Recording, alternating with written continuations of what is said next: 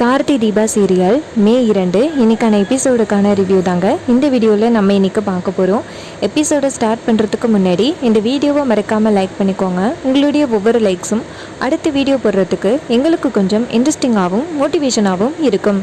Episode எப்படி start ஆகுதுன்னா, நம்ம தீபா சொல்கிறாங்க, ரொம்ப நன்றி நான் சொன்ன மாதிரி சொன்னதுக்கு அப்படின்னு.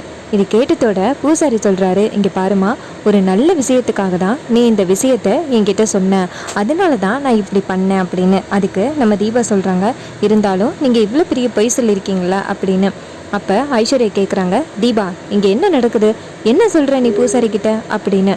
அதுக்கு தீபா சொல்கிறாங்க, இப்போ கூடயா புரியலை, நான் இவர்கிட்ட ஆனந்த் மாமா கிட்ட பொய் சொல்ல சொன்னேன், அதே மாதிரி அவரும் பொய் சொல்லிட்டாரு அப்படின்னு. இது கேட்டுட்டு செம்ம டென்ஷன் ஆகுறாங்க ரியா. அப்போ ரியா கேட்குறாங்க, எதுக்கடி பொய் சொன்ன அப்படின்னு. அதுக்கு தீபா சொல்கிறாங்க, உன்ன மாதிரி ஆள் எப்படிப்பட்டவன்னு ஆனந்த் மாமாவுக்கு தெரியணும்ல, நீ இந்த வீட்டுக்கு சொத்துக்காக தான் வந்திருக்கேன்னு ஆனந்த் மாமா புரிஞ்சுக்கணும்ல, அதனால தான் நான் இப்படி பண்ணேன் அப்படின்னு. இதை கேட்டுட்டு செம்ம டென்ஷன் ஆகுறாங்க ரியா. அப்போ ரியா சொல்கிறாங்க, நீ சொன்னால் நான் அந்த பரிகாரத்தை பண்ணணுமா, இங்கே பாரு, நான் எப்படியும் ஆனந்திக்கிட்ட போய் நடித்து இந்த பரிகாரத்தை நிப்பாட்டிடுவேன் அப்படின்னு. அதுக்கு தீபா சொல்கிறாங்க, உன்னால் முடிஞ்சதை பார்த்துக்க, கண்டிப்பாக ஆனந்த் மாமா இந்த பரிகாரத்தை நிப்பாட்ட மாட்டார் அப்படின்னு. அதுக்கு ரியா சொல்கிறாங்க, நான் போய் பேசினா ஆனந்த் கண்டிப்பாக ஒத்துப்பார் அப்படின்னு. அப்போ ஐஸ்வர்யா சொல்கிறாங்க, ஆமாம் ரியா, நீ போய் ஆனந்திக்கிட்ட சொல்லு, கண்டிப்பாக உன் மேலே உள்ள பாசத்தில் இந்த பரிகாரமே வேணான்னு சொல்லுவார் அப்படின்னு. இது கேட்டுட்டு ரியாவும் சரிங்கக்கா அப்படின்னு சொல்லிட்டு தீபாவை பார்த்து முறைச்சிக்கிட்டு அந்த இடத்துலேருந்து போகிறாங்க. அப்போ ஐஸ்வர்யா சொல்கிறாங்க, அத்தை இங்கே என்ன நடக்குது, எதுக்கு இந்த தீபா தேவையில்லாமல் பொய் சொல்லிக்கிட்டே இருக்கா அப்படின்னு. அதுக்கு அபிராமி சொல்கிறாங்க, ஏன் நீ சொல்லாத பொய்யை விடையா தீபா சொல்லிட்டா, தீபா இந்த வீட்டோட நன்மைக்காக தான் பொய் சொல்கிறா, ஆனால் நீ இந்த வீடு எப்போ அழிஞ்சு போவோம் அப்படிங்கிறதுக்காக நீ பொய் சொல்லுவ அப்படின்னு. இது கேட்டுட்டு ஐஸ்வர்யா சொல்கிறாங்க, என்னமோ அத்தை உங்களுக்கு இந்த கடைசி மருமக தான் ரொம்ப பிடிச்சி போச்சு அப்படின்னு சொல்லிட்டு ஐஸ்வர்யா அந்த இடத்துலேருந்து போகிறாங்க. அப்போ நம்ம அபிராமி கேட்குறாங்க தீபாட்ட, தீபா எதுக்காக நீ இப்படி பண்ண அப்படின்னு. அப்போ மைதிலி சொல்கிறாங்க, அதை நான் சொல்கிற சம்மந்தி, இங்கே பாருங்கள், எத்தனை நாள் தான் இந்த ரியா இந்த வீட்டிலே இருப்பா, இந்த ரியா எப்படிப்பட்டவன்னு ஆனந்துக்கு ப்ரூவ் பண்ணணும்ல. அந்த ரியாவோட முதல் ஹஸ்பண்டான மதுவை கூட்டிகிட்டு வந்து ஆனந்துக்கிட்ட சொல்லி புரிய வச்சோம், அப்பையும் ஆனந்து கொஞ்சம் கூட கேட்கவே மாட்டேங்கிறாரு, அவர் ரியாவோட மயக்கத்தில் இருக்காரு, அதனால தான் எப்படியாவது அந்த ரியாவை பற்றின விஷயங்களை ஆனந்துக்கு புரிய வைக்கணும். இந்த ரியா இந்த வீட்டுக்கு வந்தது அவருடைய பாசத்தால் மட்டும் இல்லை, இந்த சொத்துக்காக மட்டும்தான் இந்த ரியா இங்கே வந்திருக்கான்னு ஆனந்துக்கு புரிய வைக்கணும். அதுக்காக தான் நானும் தீபாவும் இப்படிப்பட்ட ஒரு திட்டத்தை போட்டோம். இந்த திட்டத்தில் நம்ம நினச்ச மாதிரி அந்த ஆனந்து சிக்கிட்டாரு, அந்த ரியாவும் சிக்கிட்டா அப்படின்னு. அதுக்கு அபிராமி சொல்கிறாங்க, இப்போ தானே இந்த ரியா சொல்லிட்டு போனா, கண்டிப்பாக ஆனந்த் உண்மை தெரிஞ்சிச்சுன்னா பரிகாரம் வேணான்னு சொல்லிடுவான் அப்படின்னு. அதுக்கு தீபா சொல்கிறாங்க, இங்கே பாருங்க, கண்டிப்பாக ஆனந்த் இந்த பரிகாரத்தை வேணான்னு சொல்ல மாட்டார், ஏன்னா அவருக்கே கொஞ்சம் டவுட் இருக்குது இந்த ரியா எப்படிப்பட்டவ அப்படின்னு. அதனால் கண்டிப்பாக ஆனந்த் அந்த ரியாவை பரிகாரத்தை பண்ண சொல்லுவார் அப்படின்னு.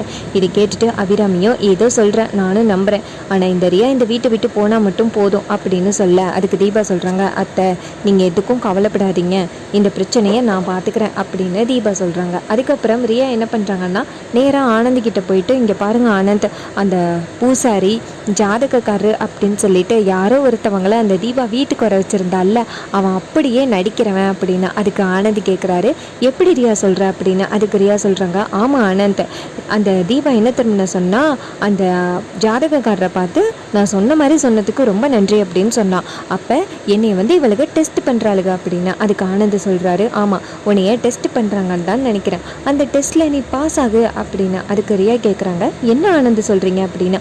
அதுக்கு ஆனந்த் சொல்கிறாரு, ஆமாம் ரியா, எல்லாருக்கும் என்ன டவுட்டு, நீ என்னை உண்மையாக லவ் பண்ணுறியா, இல்லை இந்த வீட்டுக்கு நீ சொத்தை திருடுறதுக்காக தான் வந்திருக்க அப்படின்னு சொல்கிறாங்கல்ல, அது எல்லாமே பொய்ன்னு நிரூபி அப்படின்னு. அதுக்கு ஆனந்த் சொல்கிறாரு, சொல்கிறத கேட்டுட்டு ரியா சொல்கிறாங்க, இங்கே பாருங்கள் ஆனந்த், கண்டிப்பாக என்னால் முடியாது, ரொம்ப கஷ்டமால இருக்குது அப்படின்னு. அதுக்கு ஆனந்த் சொல்கிறாரு, இங்கே பாரு, நானும் நீங்கள் எவ்வளோ லவ் பண்ணுறோம், காலேஜ்லேருந்து லவ் பண்ணுறோம், எனக்காக நீ இதை கூட பண்ண மாட்டியா ரியா அப்படின்னு. அதுக்கு ரியா சொல்கிறாங்க, ஆனந்த் உங்களுக்காக நான் என்ன வேணாலும் பண்ணுவேன் ஆனந்த் அப்படின்னு. இது கேட்டுட்டு ஆனந்தும், சரி அப்போ நீ அந்த பரிகாரத்தை கையில் எடுத்து எனக்காக அந்த பரிகாரத்தை முடி அப்படின்னு. உடனே ரியாவும் சரிங்க ஆனந்த் அப்படின்னு சொல்லிட்டு வெளியில் வராங்க. அப்போ ஐஸ்வர்யா கேட்குறாங்க, என்னாச்சு ரியா, உன் புருஷன்கிட்ட சொல்லி இந்த பரிகாரம்லாம் பொய்ன்னு சொன்னியா அப்படின்னு. அதுக்கு ரியா சொல்கிறாங்க, எங்கே அதுக்குள்ளேயும் அவர் எவ்வளோ எந்த அளவுக்கு நான் அவர் மேலே பாசம் வச்சுருக்கேன்னு வீட்டுக்கு ப்ரூவ் பண்ணணுமா, அப்போ தான் அத்தை என்னை மருமகளை ஏற்றுப்பாங்கன்னு சொல்கிறாரு அப்படின்னு. அதுக்கு ஐஸ்வர்யா சொல்கிறாங்க, ஒரு வகையில் ஆனந்த் சொல்கிறதும் உண்மைதான். இப்போ நீ நல்லபடியாக பரிகாரத்தை முடிச்சிட்டேன்னு வச்சுக்கேன், அதுக்கப்புறம் மீனாட்சியை பற்றி அபிராமி யோசிக்க கூட மாட்டா. நீ தான் இந்த வீட்டோட மருமக அப்படின்னு உன்னைய தலையில் தூக்கி வச்சுக்கிட்டு ஆடுவா அப்படின்னு. இது கேட்டுட்டு ரியா கேட்குறாங்க, உண்மையாவா அப்படின்னு. அதுக்கு ஐஸ்வர்யா சொல்கிறாங்க, எப்படியாவது பித்தலாட்டம் பண்ணியாவது நம்ம இந்த போட்டியில் ஜெயிச்சிருவோம், நீ எதுக்கும் கவலைப்படாத, நான் இருக்கேன்னு அவன் கூட அப்படின்னு. இதை கேட்டுட்டு ரியாவும், சரிக்கா நீங்கள் இருக்கிற தைரியத்தில் நான் இந்த பரிகாரத்தை செய்கிறேன் அப்படின்னு. அதுக்கு ஐஸ்வர்யாவும் சரி அப்படின்னு சொல்கிறாங்க. அப்போ நம்ம தீபாவும் மைதிலையும் இதை காதில் வாங்கிட்டு ரெண்டு பேருமே செமையாக சந்தோஷப்படுறாங்க. அப்போ மைதிலி சொல்கிறாங்க, நம்ம நினச்ச மாதிரி ஆடு தானே சிக்கிட்டு இவளுகளை சும்மா விடக்கூடாது, இந்த பரிகாரத்தை பார்த்துட்டு அந்த ரியா ஓடணும் அப்படின்னு. இதை கேட்டுட்டு நம்ம தீபாவும் ஆமாக்கா அப்படின்னு சொல்கிறாங்க. இன்னொரு பக்கம் நம்ம தீபா கார்த்திக்காக சாப்பாடு எடுத்துக்கிட்டு நேராக கம்பெனிக்கு போகிறாங்க. அங்கே நம்ம கார்த்தி வேலையை முடிச்சுட்டுங்கிட்டு தீபாவை பார்க்குறாரு. தீபாவை பார்த்துட்டு, நீங்கள் எதுக்கு இங்கே வந்தீங்க அப்படின்னு கேட்க, அப்போ தீபா சொல்கிறாங்க, சார் நீங்கள் வேலை பார்க்குறத பார்க்கணுன்னு ஆசையாக இருந்துச்சு சார், அதான் வந்தேன் அப்படின்னு. அப்போ கார்த்தி சொல்கிறாரு, இங்கே பாருங்கள் தீபா, இங்கே எல்லாம் வர வேணாம் அப்படின்னு. அதுக்கு தீபா சொல்கிறாங்க, இங்கே பாருங்கள் சார், நீங்கள் எப்படி வேலை பார்க்குறீங்கன்னு பார்க்குறதுக்காக தான் இங்கே வந்தேன் அப்படின்னு சொல்லிட்டு உங்களுக்கு சாப்பாடு எடுத்துகிட்டு வந்தேன் சார் அப்படின்னு சொல்லிட்டு தீபா சாப்பாடெல்லாம் எடுத்து கொண்டுட்டு வராங்க. அப்போ கார்த்தி சொல்கிறாரு, என்ன தீபா சாப்பாடு அப்படின்னு. அப்போ தீபா சொல்கிறாங்க, சார் என்ன சாப்பாடு, நான்வெஜ் தான், கவலைப்படாதீங்க அப்படின்னு சொல்லிட்டு நம்ம கார்த்திக்கு சாப்பாடெல்லாம் எடுத்து வைக்கிறாங்க. நம்ம கார்த்தி சாப்பாடெல்லாம் பார்த்துட்டு செமையாக ரகரகரமாக பண்ணி எடுத்துகிட்டு வந்திருக்கீங்களே அப்படின்னு. அப்போ தீபா சொல்கிறாங்க, ரொம்ப நாளாக ஆச்சு இல்லை சார் மத்தியான சாப்பாடு சாப்பிட்டு, நீங்கள் கேன்டீன்லேயே சாப்பிட்டுக்கிட்டு இருக்கீங்கல்ல, அதனால தான் இதெல்லாம் எடுத்துகிட்டு வந்தேன் அப்படின்னு. அப்போ கார்த்தி சொல்கிறாரு, ரொம்ப தேங்க்ஸ் தீபா அப்படின்னு. அப்போ தீபா சிரிக்கிறாங்க, என்ன சார் தேங்க்ஸ் எல்லாம் சொல்கிறீங்க அப்படின்னு. அதுக்கப்புறமா நம்ம தீபா சாப்பாடெல்லாம் எடுத்து டேபிளில் வச்சுட்டு கார்த்திக்கு சாப்பாடு பரிமாறுறாங்க. அப்போ நம்ம கார்த்தி சாப்பிட்றாரு. அப்போ நம்ம தீபா சொல்கிறாங்க, சார் இன்னைக்கு வீட்டில் ஒரு விஷயம் நடந்துச்சு அப்படின்னு. அப்போ கார்த்தி கேட்குறாரு, என்ன விஷயம் தீபா அப்படின்னு. அப்போ தீபா சொல்கிறாங்க, சார் இன்றைக்கி ஒரு ஜாதகக்காரரை வர வச்சு ஆனந்தோட ஜாதகத்தில் ஒரு பெரிய பிரச்சனை இருக்குது, அந்த பிரச்சனை முடியணும்னா பொண்டாட்டி பரிகாரம் செஞ்சால் மட்டும்தான் முடியும் அப்படின்னு சொன்னேன். நான் விரிச்ச வலையில் அந்த ரியா மாட்டிக்கிட்டாங்க. அந்த ரியா பரிகாரம் செய்கிறேன்னு ஒத்துக்கிட்டாங்க.